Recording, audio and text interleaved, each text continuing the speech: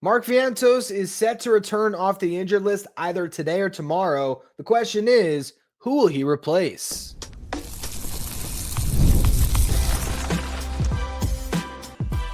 You are Locked On Mets, your daily New York Mets podcast. Part of the Locked On Podcast Network, your team every day. Hello to all you amazing Mets fans. You're watching Locked On Mets, part of the Locked On Podcast Network, your team every day. I'm your host, Ryan Finkelstein. I've been covering the New York Mets on this show since the 2019 season. This is the only podcast that covers the Mets 7 days a week throughout the regular season. If you want to find some of my written work, you can do so over at justbaseball.com, where I work as the managing editor. What a joy it is to record a podcast after a Mets win. This is a feeling I'm a little less familiar with lately, so I really am basking it. This is actually the second show I'm recording tonight. For those of you who might have missed it, I did the live stream after the game tonight, so you could watch back or you can listen back to my raw reaction to the Mets finally beating the Braves. Chris Schubert has done a great job for us this year doing the Locked On Mets postcast. He's unavailable for the next couple of days, so if you want to check out some live coverage of some Mets content right after the game tonight, hopefully another Mets win, I will be going live again. But if you want that full game recap of everything that happened, you can still find that again, your podcast feed or the YouTube channel. It is worth pointing out again, though, how awesome of a game it was to see the Mets score all those runs. And Juan Soto was clearly the headliner. 2 home runs, took over the team lead from Pete Alonso. He now has 19 on the season, 10 of them in the month of June. And he became the first Met ever to have 10 home runs, 20 walks, and to score 20 runs in the same calendar month. SNY did note that Darryl Strawberry in May of 1987 had 10 home runs and 20 walks. He just did not score 20 times. So little piece of Mets history, also a piece of MLB history. Juan Soto had his 27th career multi-home run game. That broke a tie with Hall of Famer Jimmy Fox for the record for the most multi-home run games before the age of 27, and Soto still has a lot of time to add to his record, as he will not turn 27 until the end of October, when we are already deep into the playoffs at that point. So the whole season here for Soto at 26, we'll see how many more multi-home run games he has in him.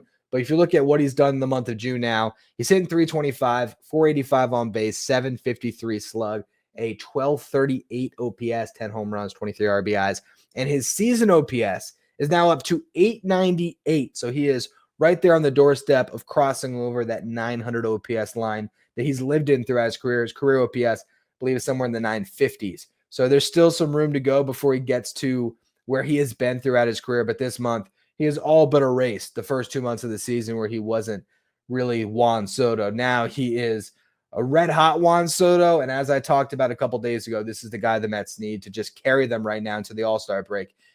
I think he has everything going for him right now. Over the next 3 weeks, he could put up some gaudy numbers and really help the Mets win some games. And he certainly did that tonight. Also, though, Ronny Mauricio had himself a big game. First time in his career that he had 3 hits in a game, and he hit a home run and got the Mets on the board early. First run of the game was scored by Mauricio, hitting that leadoff homer in the third, and he could join a long line, or maybe not a long line, but a line of young Mets players this year who hit home runs and then they get demoted.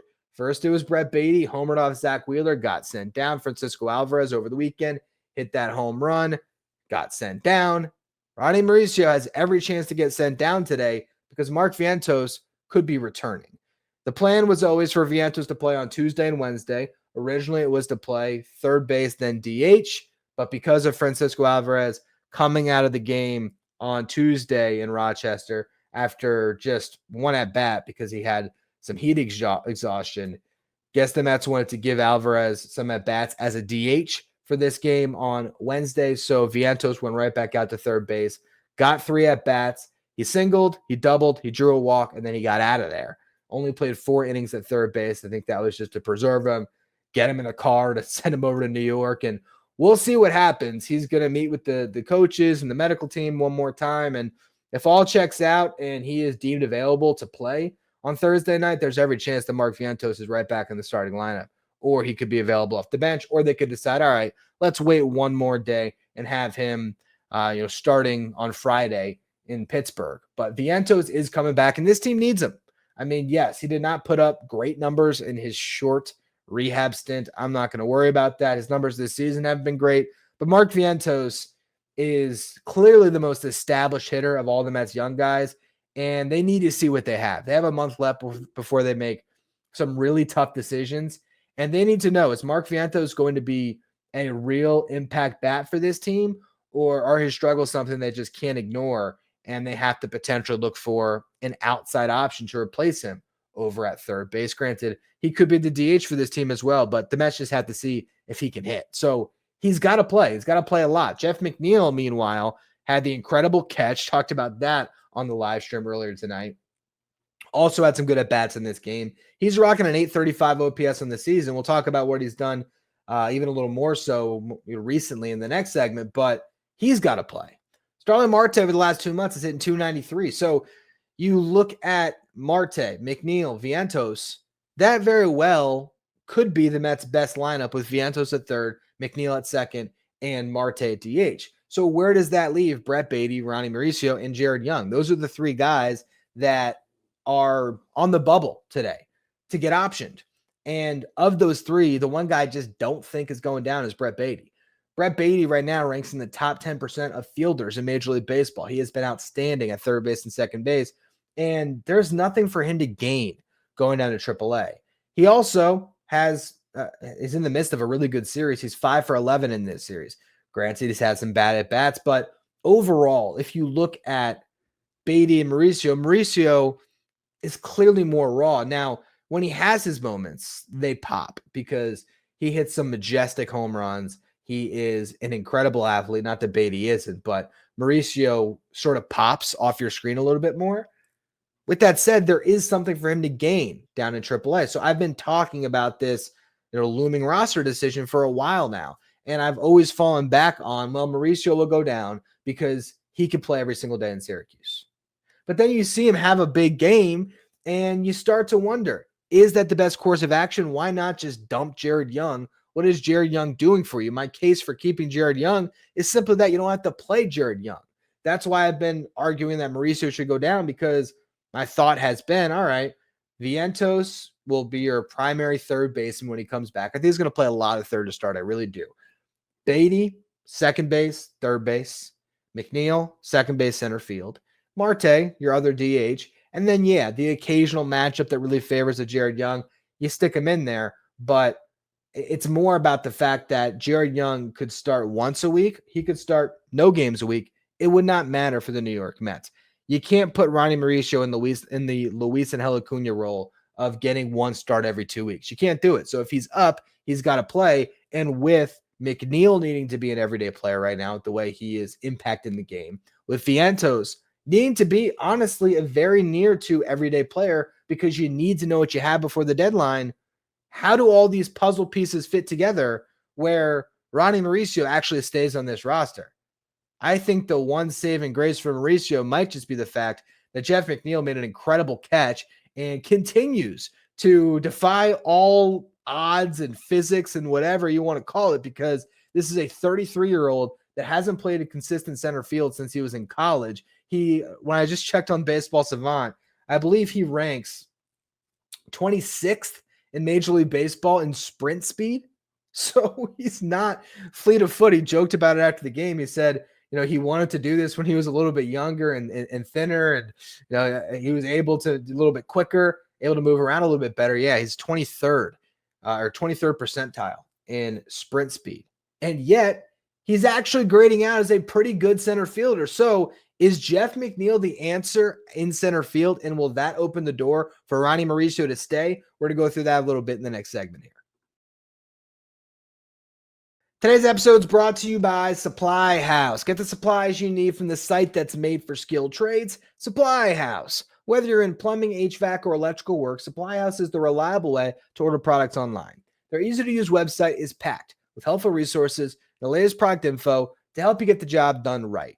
Plus, with a complete inventory of over 200,000 parts from 400-plus top brands, you'll find exactly what you need delivered fast from coast to coast. Need help with an order? Supply House offers expert support and industry-leading service, so you'll always talk to a real person. And for trade pros looking for an extra edge, their free Trade Master program offers exclusive perks like a dedicated phone line, free shipping, and discounts on every order.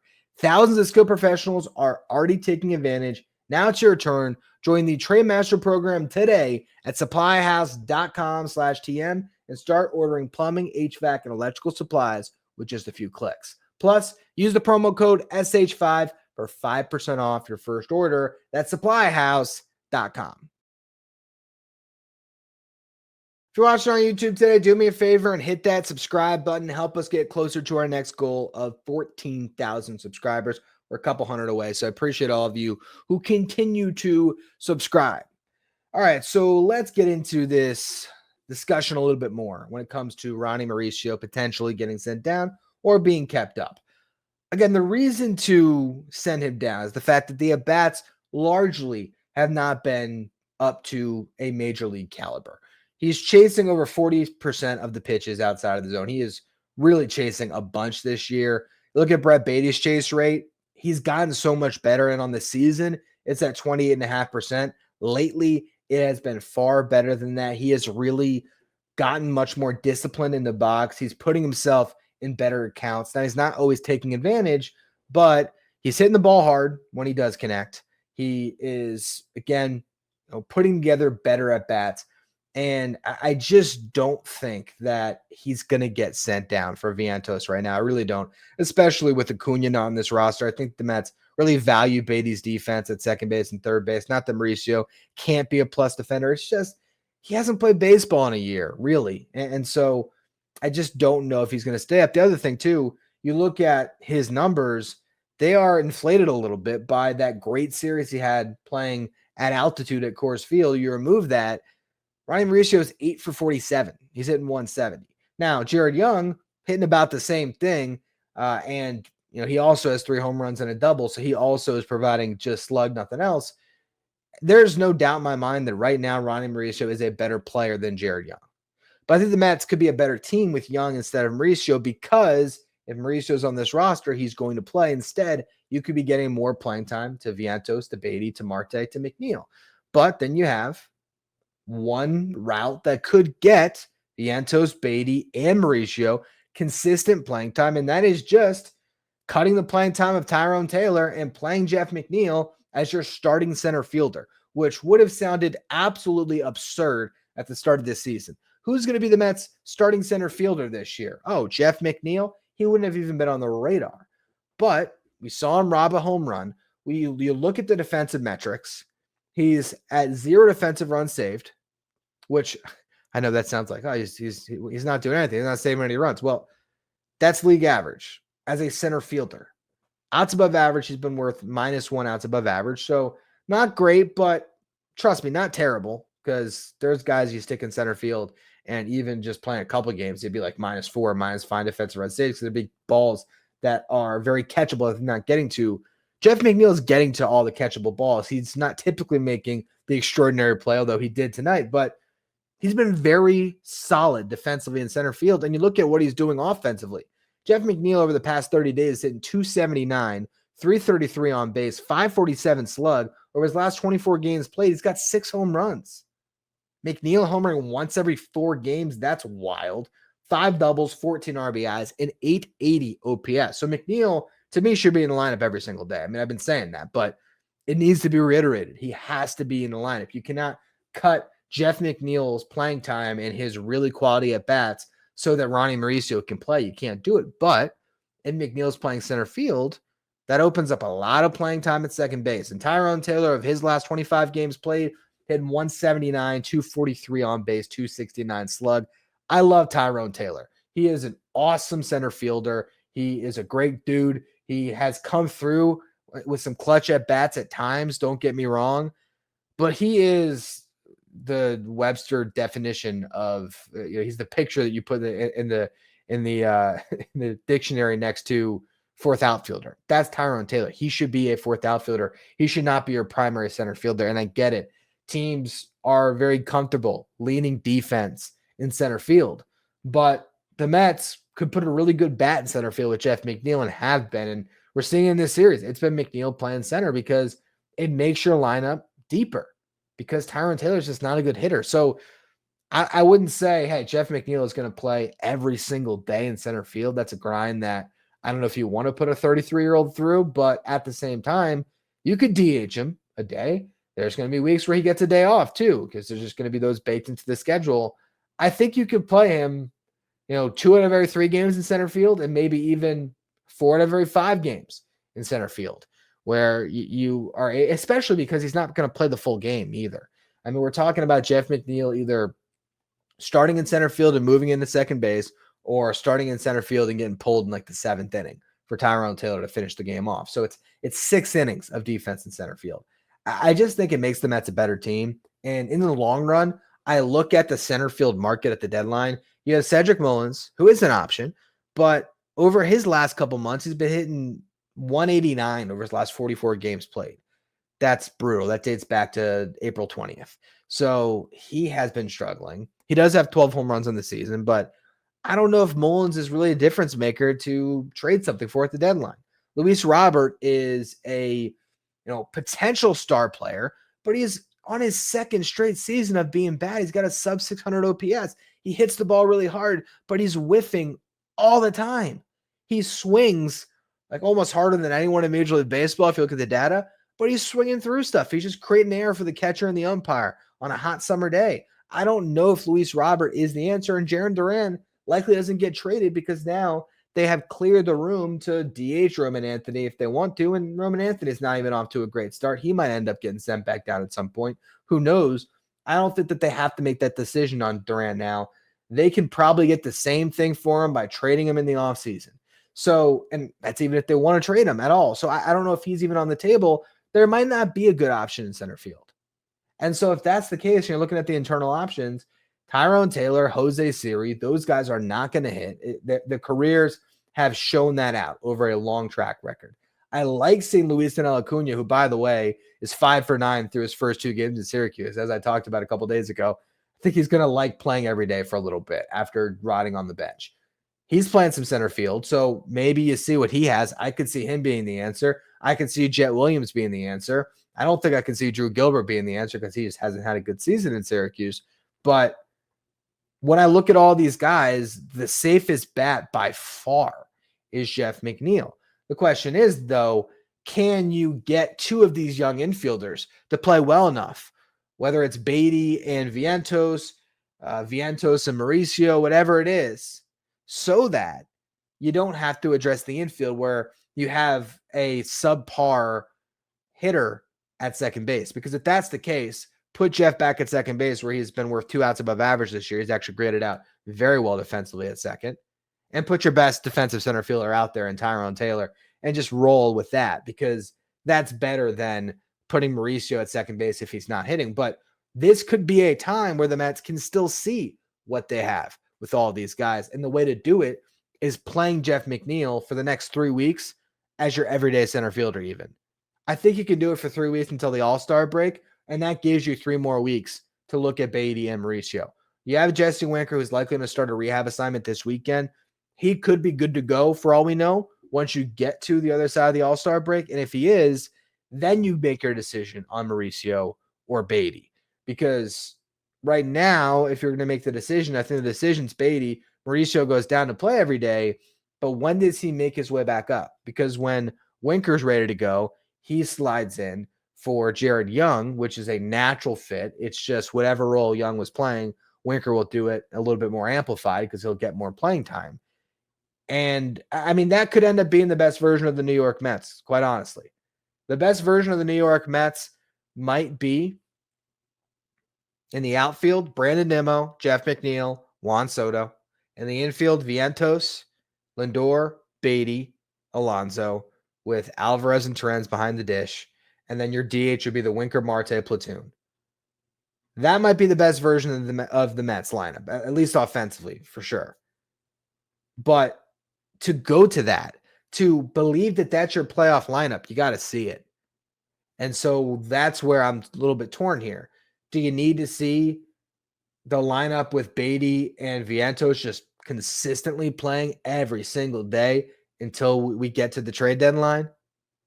Or is Mauricio a legitimate option that you want to see more MLB exposure, or you want to see get more MLB exposure, in which case you play McNeil in center and you can get playing time for Vientos, Baty, and Mauricio, or quite frankly, even if it is Vientos playing every single day, you can have Vientos DH a good amount. You can have Mauricio be your primary second baseman.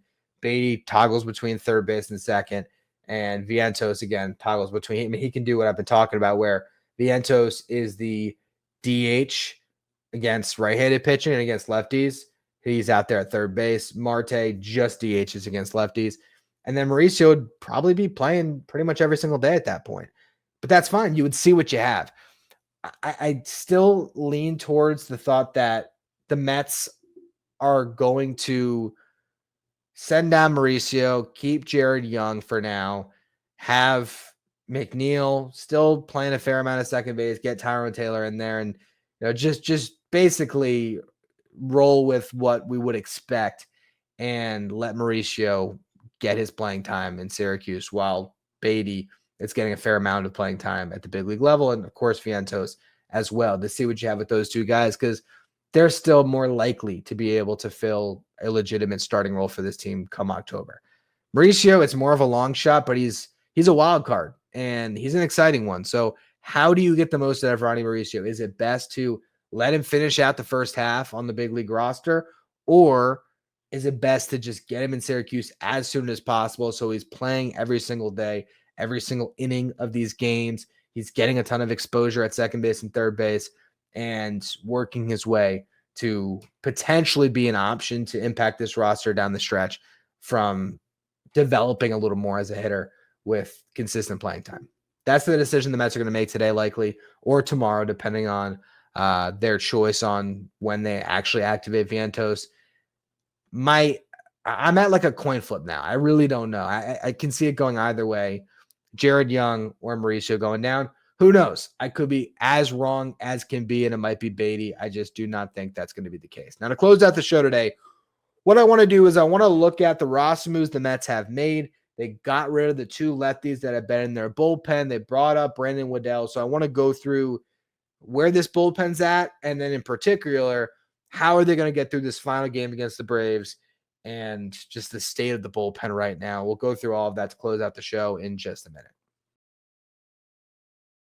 Today's episode is brought to you by FanDuel. Summer sports are in full swing. Whether you're all about baseball under the lights, golf on the green, or high-stakes soccer action, FanDuel is the best way to make every game even more exciting. You're already following the action. Why not make it a little more thrilling? With FanDuel, you can get in the game while your friends are getting sunburned at the beach. I've been using FanDuel to track my favorite matchups, and the app keeps it fresh with new daily promotions and fun ways to bet. It's easy to use, fast to pay out, and it'll make even regular season games feel like must-watch events, whether I'm placing a same-game parlay on Juan Soto to hit a home run with the Mets winning, or I'm just watching a bet right into the ninth inning with me ready to cash in. FanDuel makes it feel like I'm part of the action. And if you're new to FanDuel, new customers can bet $5 and get $150 in bonus bets if your first bet wins. Open the FanDuel app today or visit FanDuel.com/lockedon to get started. If you're an everydayer that's always tuning into the show, make sure you become a Locked On Mets insider. This is our texting service where you get updates from me anytime news breaks on the Mets. You can ask me questions anytime. Take partner on Locked On Mets sign photo giveaways. You can get the line graphic sent to your phone each day, so you know who's in the starting lineup without ever having to go on social media. If you want to be a Locked On Mets insider, find the link in the episode description or go to subtext.com/LockedOnMets. Well, the Mets made a bold move on Wednesday. They DFA'd both of their left-handed relievers. Jose Castillo and Richard Lovelady were both DFA'd. Dickie, we hardly knew you. Only one appearance for Lovelady before he gets canned. And the Mets recalled Brandon Waddell. And, of course, they selected the contract of Jonathan Pintaro, which I talked about on yesterday's show.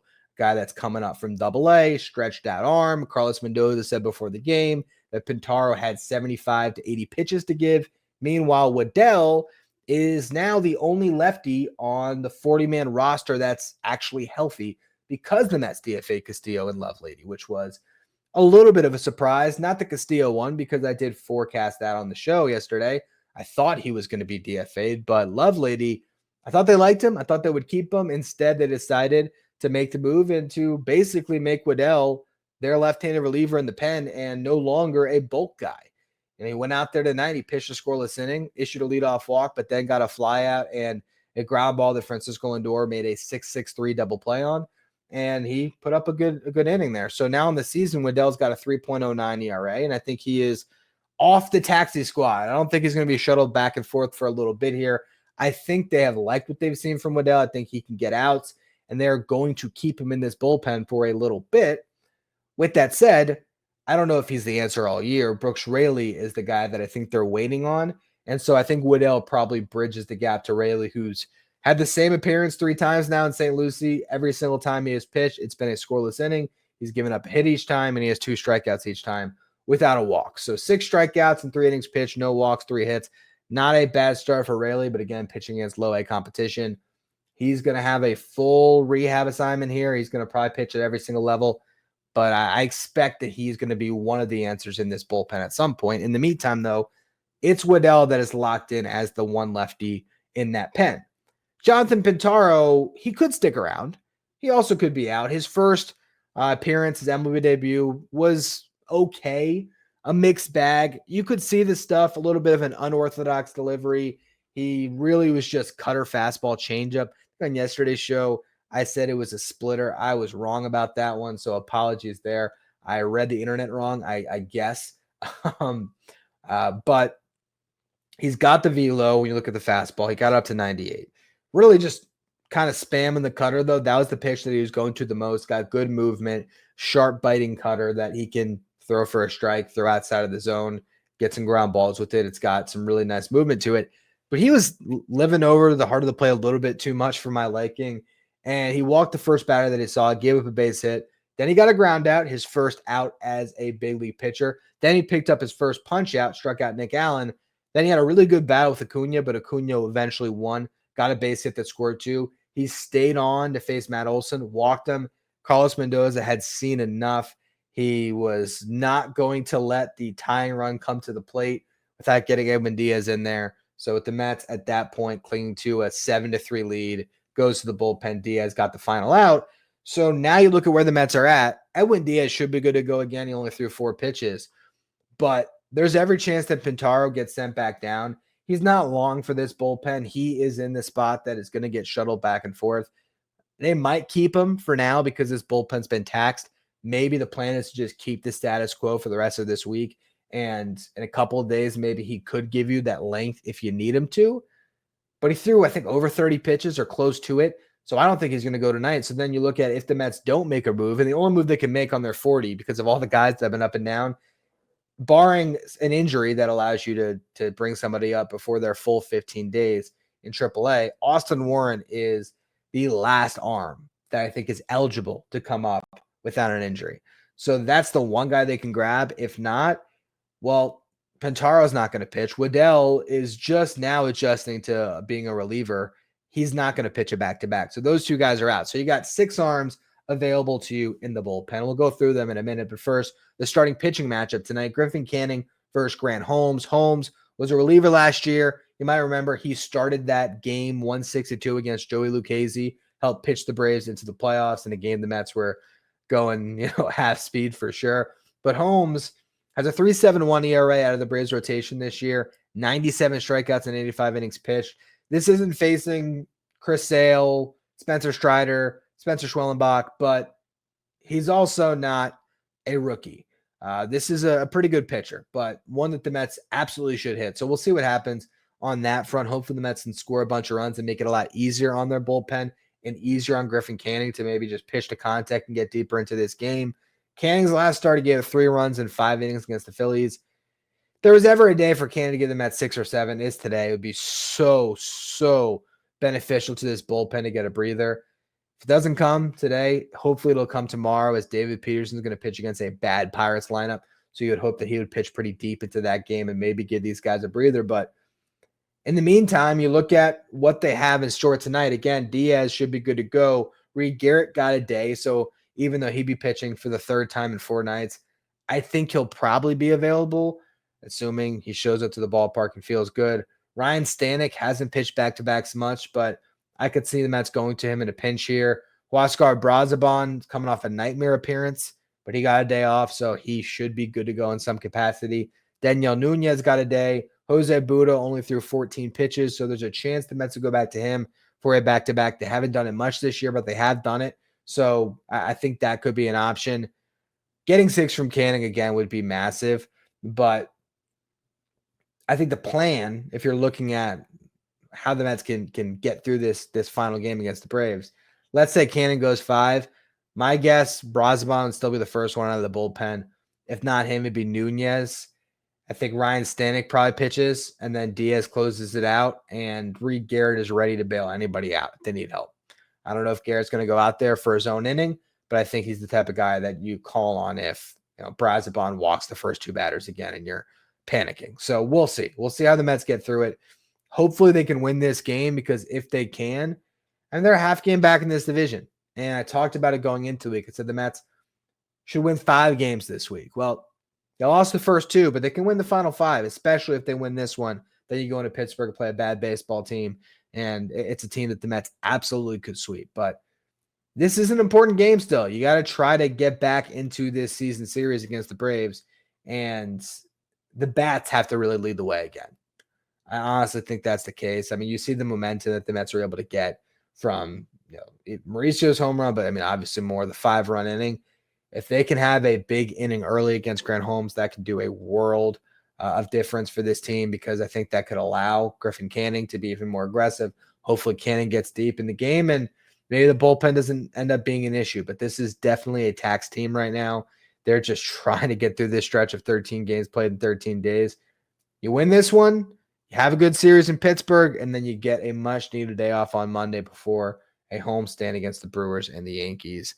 And then you'll have, at that point, only one more week here before the All-Star break. So things are happening quickly for this Mets team, for everybody.